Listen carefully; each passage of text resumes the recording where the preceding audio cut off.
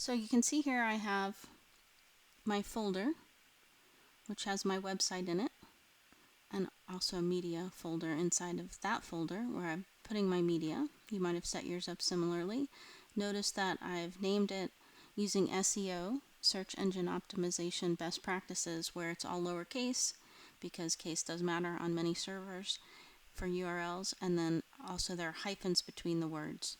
If I want to now work on phase 2, I could right click on here, copy, and then right click again, paste, which will create a complete copy of what's in that folder, and then I can start to work on that to build my next phase.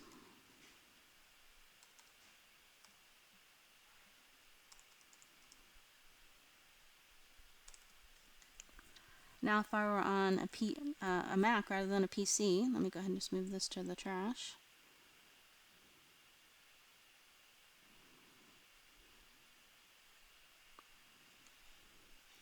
If I were on a Mac, it's a similar process, but this time when I right click, I'm right clicking by doing a 2-finger press on the trackpad, and then I choose duplicate,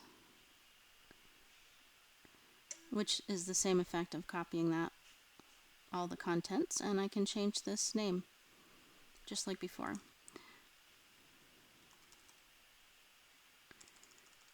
Oop, I can keep basics. You can name it whatever you want actually. And then when I want to transfer this to the server, I can actually, look it up with my FT client. It's usually on the left. I can drag the whole folder when I find it on the left over to the right to put it on the server.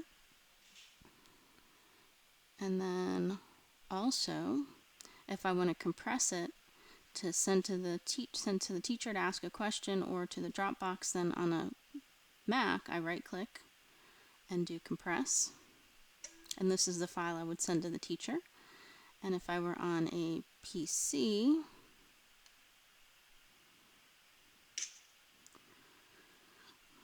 I would right click and go to send to, and then choose compressed, and it would also compress it. Notice this word extract popped up here.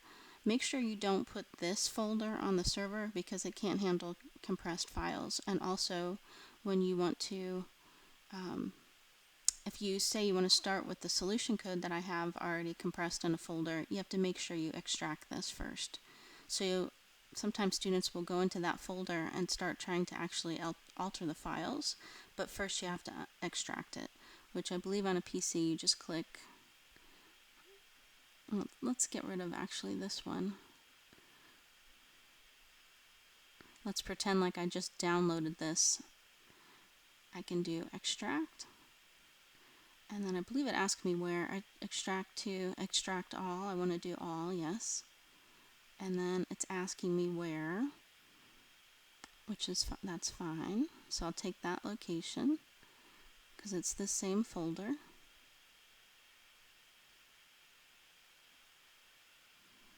And I see that it shows up here as this extracted one. And now when I go into it, I can edit those files. On a Mac, it's similar. When you download the folder you get from me, it actually will automatically unzip it probably in your downloads folder. Or if you just double click it, so we'll move this to the trash, it should unzip it right where you are. You don't have to press extract or anything.